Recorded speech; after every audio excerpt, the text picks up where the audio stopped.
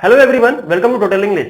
Dear students, आज हम बात करने वाले हैं टेंस के 6 पार्ट के बारे में, जिसमें हम कवर करेंगे फ्यूचर टेंस के बचे हुए 2 पार्ट्स को, that is future perfect tense and future perfect continuous tense. अगर आपने मेरे प्रेजेंट टेंस, पास्ट टेंस और फ्यूचर टेंस के पहले की वीडियोस नहीं देखे हैं तो आप डिस्क्रिप्शन में जाके देख सकते हैं, लिंक मैंने सारे वीडियोस की वहां पर दे रखी है। तो और आज के वीडियो के एंड में और आने वाले हर वीडियो के एंड में मैं आपको बताऊंगा दो नए वर्ड जान के आपके वोकैबुलरी स्ट्रांग होगी, आपका वर्ड पावर मजबूत होगा। तो without any delay let's start this video.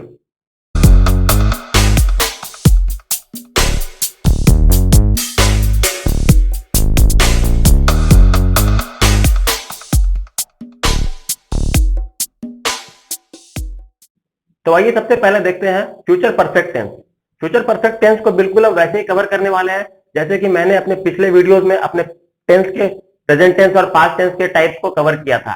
That is, सबसे पहले हम स्ट्रक्चर की बात करेंगे। स्ट्रक्चर में जानेंगे कि इसके सेंटेंस को कैसे बनाते हैं, और उसके बाद हम जानेंगे कि फ्यूचर परफेक्ट टेंस को कहां कहां पर यूज किया जाता है, इसके इस्तेमाल करने के तरीके को हम समझेंगे, और फिर हम जानेंगे कि इसके हिंदी के एंड वर्ड्स क्या है। हिंदी के एंड वर्ड जानने से क्या होगा कि आप जब हिंदी के सेंटेंस को देखेंगे तो आप इसे समझ पाएंगे या आप इसे ट्रांसलेट कर पाएंगे कि आप समझ जाएंगे कि ये फ्यूचर परफेक्ट टेंस का एक सेंटेंस है। और एंड में हम जानेंगे कि इससे मिलने वाले नेगेटिव सेंटेंसेस और इंट्रोगेटिव सेंटेंसेस को हम किस प्रकार बनाते हैं। तो चलिए सबसे पहले स्ट्रक्चर से हम स्टार्ट करते हैं। फ्यूचर परफेक्ट टेंस का स्ट्रक्चर है, सबसे पहले सब्जेक्ट आता है, उसके बाद शैल हैव या विल हैव, फिर वर्ब का थर्ड फॉर्म, उसके बाद OW मतलब अदर वर्ड, अन्य शब्द। शैल और विल, ये सिंपल फ्यूचर में भी शैल और विल आपको नजर आया था, फ्यूचर कंटिन्यूअस में भी नजर आया था, और यहां पर भी है। ये शैल और विल फ्यूचर टेंस के हर पार्ट में आपको मिलेगा, लेकिन सिर्फ इसके साथ जो वर्ड्स होते हैं वो चेंज हो जाते हैं। एक बार आपको मैं रिवाइज करा दूं। फ्यूचर टेंस में मैंने बताया था सिर्फ शैल और विल लगता है, फ्यूचर कंटिन्यूअस टेंस में शैल बी और विल बी था, यहां पर हो गया शैल हैव और विल हैव। और फ्यूचर परफेक्ट कंटिन्यूअस टेंस में क्या हो जाएगा, शैल हैव बीन और विल हैव बीन, बस यही फर्क है। और वर्ब 4 वर्ब 3 कब लगता है ये तो मैंने आपको पहले बता ही दिया है। यहाँ पर क्योंकि ये परफेक्ट टेंस है इसलिए यहाँ पर वर्ब का थर्ड फॉर्म लगेगा। वर्ब का थर्ड फॉर्म दैट इज, अगर हम एक वर्ब को लेते हैं एग्जांपल के तौर पे, गो, वेंट, गॉन, गोइंग, गोज। गो है, इसके 5 फॉर्म्स है, तो इसका थर्ड फॉर्म क्या है, गॉन। तो यहां पर हम V3 से हमें मतलब रखना है, बाकी किसी वर्ब के किसी फॉर्म से हमें कोई मतलब नहीं रखना है। और शैल और विल को कब यूज करते हैं ये भी मैंने आपके फ्यूचर टेंस के पिछले वाले वीडियोस में अच्छे से एक्सप्लेन किया है, नहीं देखा है तो अभी जाके उससे पहले देख ले, ताकि शैल और विल का कंफ्यूजन आपका दूर हो जाए। तो चलिए आप देखते हैं कुछ sentence. I shall have return from the school by that time. मैं स्कूल से वापस आ चुका हूंगा। He will have retired by the year 2035.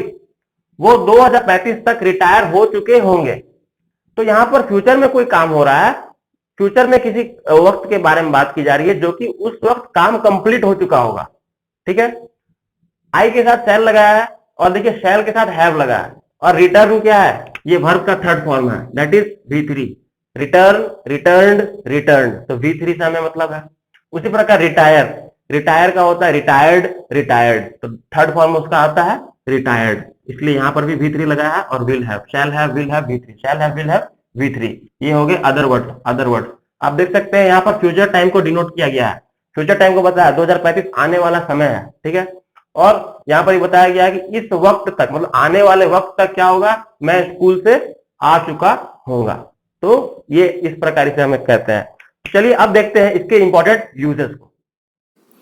आइए फ्यूचर परफेक्ट टेंस के कुछ यूजेस को देख लेते हैं। तो फ्यूचर परफेक्ट टेंस में उन वाक्यों को हम लिखते हैं जो कि फ्यूचर में, भविष्य में किसी पर्टिकुलर टाइम पे कंप्लीट हो चुका हो। जैसे कि example, she will have come back home by evening. शाम तक वो घर आ चुकेगी, मतलब ये शाम के वक्त ये काम कंप्लीट हो चुका होगा, उसका घर आने का जो वर्क है, जो एक्शन है, वो कंप्लीट हो चुका होगा। उसी प्रकार यहाँ देखें, I shall have completed my homework before he comes. उसके आने के पहले मैं अपना होमवर्क कर चुका हूँगा, मतलब ये काम होने के पहले, ये कोई एक पॉइंट ऑफ टाइम है जो कि फ्यूचर में आने वाला है, इसके पहले ही वो होमवर्क बनाने वाला काम डन हो चुका होगा। उसमें हम फ्यूचर परफेक्ट टेंस को इस्तेमाल करते हैं। तो फ्यूचर परफेक्ट टेंस के एंड वर्ड्स को देख लेते हैं। एंड वर्ड्स का कहने का मतलब हिंदी वाक्यों के अंत में आने वाले शब्द, जैसे कि हिंदी वाक्यों के अंत में आने वाले ये शब्द जैसे चुकेगी, चुकेगा, चुकेंगे, भविष्य में कहने वाली बातों को कंप्लीट करने की मीनिंग का जो कि बोध कराता हो, वैसे वाक्य वो हिंदी के फ्यूचर परफेक्ट टेंस में आते हैं। इन्हें आप पहचान सकते हैं और इंग्लिश में आसानी से ट्रांसलेट करने के लिए फ्यूचर परफेक्ट टेंस का यूज़ कर सकते हैं। और फ्यूचर परफेक्ट टेंस से बनने वाले निगेटिव और इंट्रोगेटिव सेंटेंसेस को हम देख लेते हैं। तो सबसे पहले निगेटिव सेंटेंस को देखेंगे। निगेटिव सेंटेंस मतलब कि नकारात्मक वाक्य जिसमें नॉट को लगाया जाता है। अगर हम ये जान लें कि नॉट को किस प्लेस पर लगाएंगे तो हमारा काम बन जाएगा।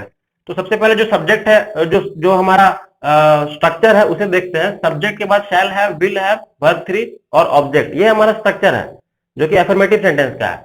तो अब इसमें नॉट को कहां प्लेस करना है, तो नॉट को प्लेस करने के लिए ये जो शैल और हैव के बीच का जो प्लेस है और विल और हैव के जो बीच का प्लेस है इसे हम चुनते हैं। जैसे कि आप यहां पर देख सकते हैं, shall not have, will not have, तो इन दोनों के बीच में नॉट को लगा देंगे तो हमारा सेंटेंस बन जाएगा। बाकी जो जैसा था बिल्कुल उसी प्रकार रहेगा। चलिए एक सेंटेंस को देखते हैं। He will have finished his work before Sunday. वो रविवार के पहले अपना काम खत्म कर चुका होगा। ठीक है, आप एक चीज देख सकते हैं, यहाँ पर ही है लेकिन फिर भी यहाँ पर हैव लगा है, जबकि आपने रूल में पढ़ा होगा, ग्रामर के बेसिक रूल को अगर आप जानते हैं तो आपको इतना पता होगा कि ही के साथ हैव लगता है। लेकिन ये फ्यूचर टेंस का ग्रामेटिकल रूल है, यहाँ पर ही हो चाहे वो ये जो 6 सब्जेक्ट दिख रहा है इसमें से कोई भी पार्ट हो, ही, शी, इट, नेम, चाहे दे हो, चाहे यू हो, चाहे आई हो, चाहे वी हो, सबके साथ हैव ही लगाना है। इस बात को विशेष ध्यान रखना है आपको। तो चलिए अब निगेटिव बनाते हैं। तो विल और हैव के बीच में नॉट लगा देंगे। He will not have finished his work before Sunday, वो रविवार से पहले अपना काम खत्म नहीं कर चुका होगा। ये एक नकारात्मक वाक्य बन गया। अब इसे इंट्रोगेटिव बनाते हैं।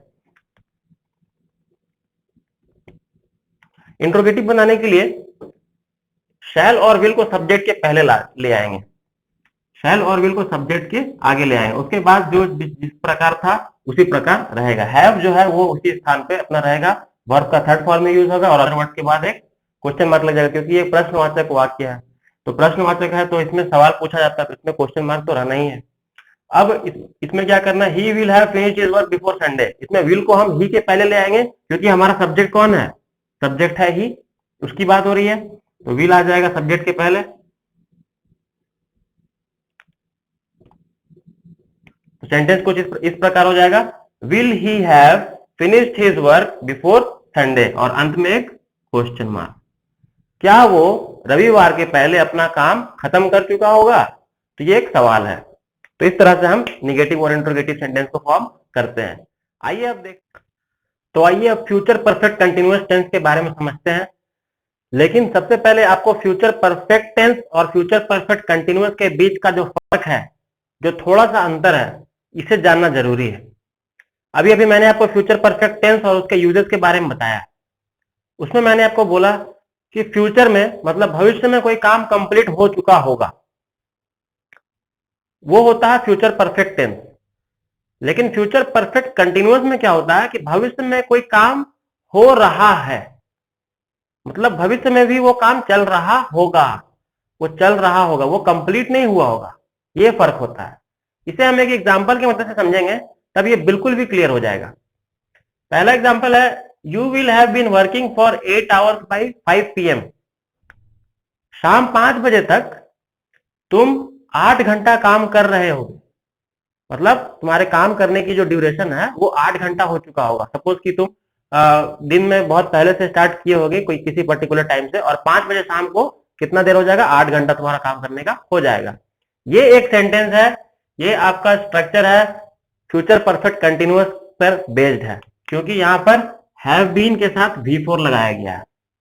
लेकिन फ्यूचर परफेक्ट टेंस में मैंने आपको क्या बताया कि वहां पर हैव के साथ बीन तो नहीं होता है और हैव के साथ सिर्फ क्या होता है, वर्ब 3 होता है। तो दोनों में फर्क क्या है, यहां पर भी हम बिल्कुल वही कह रहे हैं, you will have work for 8 hours by 5 PM। शाम 5 बजे तक तुम 8 घंटा काम कर चुके होगे।